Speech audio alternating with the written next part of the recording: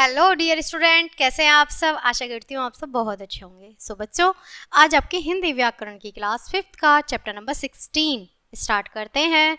हमारे चैप्टर का नाम है बच्चों निबंध लेखन। आज हम ऐसे राइटिंग पढ़ेंगे। निबंध तो आप सबको पसंद होंगे और हमने पहले भी पढ़े हैं। तो आइए शुरू करते हैं। किसी एक विषय पर अपने विचारों का श्रृंखलाबद्ध ढंग से लिखित रूप में प्रस्तुत करना निबंध कहलाता है बच्चों। निबंध लेखन में ध्यान देने योग्य बातें हैं हमारी ये कुछ पॉइंट है। भाषा स्पष्ट, सरल व सरस होनी चाहिए। ओके, इसमें सबसे पहले विषय पर विचार करके रूपरेखा बनानी चाहिए। प्रत्येक बिंदु को आधार मानकर एक एक अनुच्छेद बनाकर लिखना चाहिए और विराम चिन्हों का उचित प्रयोग करना अनिवार्य है। ओके, विराम चिन्ह जरूर होने चाहिए हमारे एस्से में। ओके, अपने विचार के समर्थन में कवि या लेखक की मुख्य पंक्तियां, लघु वाक्य अथवा सूक्ति का प्रयोग किया जा सकता है। अंतिम अनुच्छेद में उपसंहार या निष्कर्ष अवश्य होना चाहिए। बच्चों, जब भी हम निबंध लिखें उसमें हमारा स्टार्टिंग बेस और निष्कर्ष जरूर होना चाहिए। ओके, आइए हम इस अपना दशहरे का निबंध शुरू करते हैं। ओके, भारत में अनेक धार्मिक और राष्ट्रीय त्योहार मनाए जाते हैं। उनमें से दशहरा प्रसिद्ध त्योहार है। दशहरा हिंदुओं का प्रमुख त्योहार है। यह त्योहार आश्विन मास की दशमी को धूमधाम से मनाया जाता है। श्री रामचंद्र जी ने इस दिन लंका के राजा रावण को मारा था। ओके, यह त्योहार उत्तरी भारत में बड़े हर्षोल्लास से मनाया जाता है। दशहरे से कुछ दिन पूर्व नगरों में रामलीला प्रारंभ हो जाती है, जिसमें भगवान राम के जीवन की झांकी प्रस्तुत की जाती है। दशहरा वाले दिन रावण, कुंभकर्ण और मेघनाथ के पुतलों को बड़े बड़े मैदानों में लगे मेलों में खड़ा किया जाता है। मंदिरों से राम तथा रावण की युद्ध से संबंधित झांकियां निकलती हैं।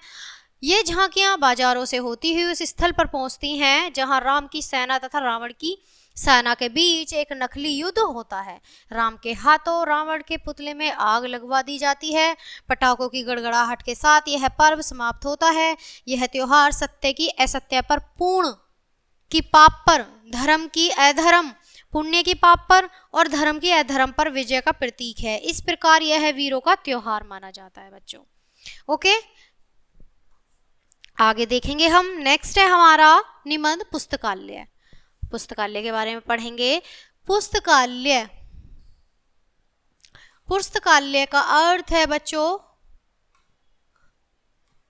पुस्तकों का भंडार, जहां पर अनेक प्रकार की पुस्तकें पढ़ने को मिल सकें, वह स्थान पुस्तकालय कहलाता है बच्चों। ओके, संसार में करोड़ों और अरबों की संख्या में पुस्तकें प्रकाशित हुई हैं। इन सबको खरीदकर पढ़ना किसी एक व्यक्ति के बस की बात नहीं होती बच्चों। वास्तव में ऐसी अमूल्य पुस्तकें पुस्तकालय में ही प्राप्त हो सकती हैं। पुस्तकालय निजी भी हो सकते हैं और सार्वजनिक भी हो सकते हैं। विश्वविद्यालय, महाविद्यालयों के अध्यापक अपने अपने विषय की अनेक पुस्तकें अपने यहाँ रखते हैं, इसलिए अनेक यहाँ के पुस्तकालयों निजी पुस्तकालय होते हैं।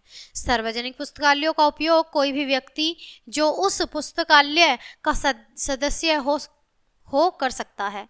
पुस्तकालयों के नियम का पालन करना पड़ता है। उदाहरण के लिए उसे प्रतिमाह शुल्क देना पड़ता है। ओके, नियत समय पर पुस्तकें वापस करनी पड़ती हैं। जो समय तय किया गया होता है उसी समय पे हमें पुस्तक वापस करनी पड़ती है बच्चों।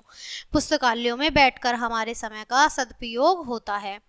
पुस्तकों को पढ़ने से हमारे ज्ञान में वृद्धि भी होती है बच्चों। जब हम पुस्तक पढ़ेंगे तो हमारे ज्ञान में भी वृद्धि होगी।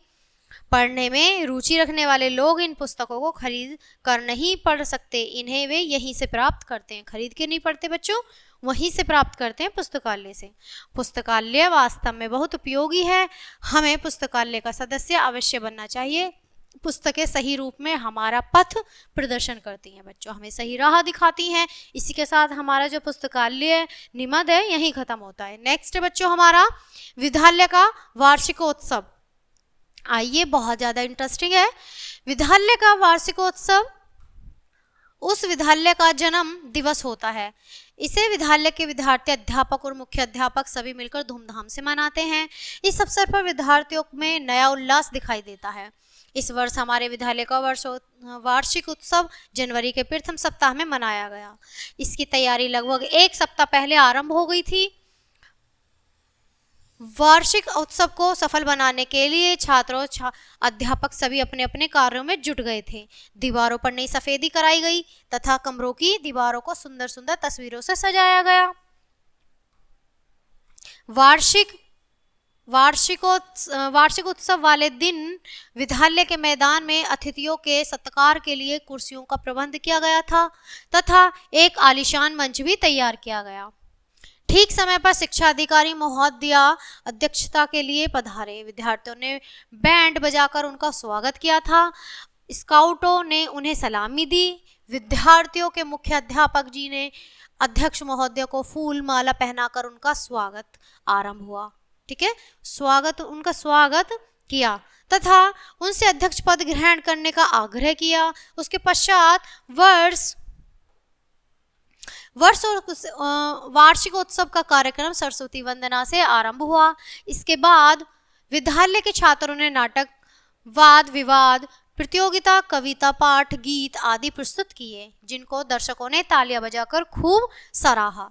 अध्यक्ष महोदय ने भिन्न भिन्न प्रतियोगिताओं में प्रथम आने वाले छात्रों को पुरस्कार प्रदान किए। पुरस्कार वितरण के पश्चात यह समारोह समाप्त हुआ। अब बच्चों यहाँ पर नेक्स्ट स्टार्ट होता है आपका गणतंत्र दिवस, जिसे हम 26 जनवरी बोलते हैं। ओके, त्योहार व पर्व किसी जाति, देश या समाज के प्राण होते हैं। स्वतंत्रता दिवस की भांति गणतंत्र दिवस भी भारत का राष्ट्रीय पर्व है। 15 अगस्त 1947 को भारत स्वतंत्र हो गया, लेकिन संविधान 26 जनवरी 1950 को लागू हुआ। आप तो ये सब जानते ही होंगे बच्चों। तब से यह पर्व प्रतिवर्ष मनाया जाता है। 26 जनवरी को देश का मुख्य समारोह दिल्ली में कर्तव्य पथ पर मनाया जाता है। विभिन्न प्रांतों की झांकियां, प्रगति और उन्नति के स्रोत, सैनिकों की टुकड़ियां, हेलीकॉप्टर की उड़ानें इस समारोह की मुख्य विशेषताएं हैं। देश के राष्ट्रपति राष्ट्रध्वज फहराते हैं। ठीक है, वह थल सेना, वायु सेना तथा जल सेना से सलामी देते हैं। इस दिन शहीदों की कुर्बानियों को भी याद किया जाता है और इन्हें श्रद्धांजलि दी जाती है। बच्चों, गणतंत्र दिवस का पर्व यह प्रेरणा देता है कि हमें देश के प्रति समर्पित होने की शपथ लेनी चाहिए। इस दिन देश की उन्नति के लिए आधारशिला रखी जाती है। गणतंत्र दिवस हमें प्रेरणा देता है हम सबको मिलजुल कर देश की समृद्धि के लिए तन मन धन से जुट जाना चाहिए। यह भारतीयों के लिए हर्षोल्लास का दिन होता है बच्चों। सो बच्चों, आज आपकी ये चैप्टर यहीं ख़त्म होता है और आज आपकी ये बुक भी यहीं ख़त्म होती है। सो कैसा लगा ये चैप्टर मुझे बताइएगा ज़रूर। मिलती हूँ मैं आपसे नेक्स्ट चैप्टर में नेक्स्ट वीडियो के साथ। तब तक के लिए bye and thanks for watching.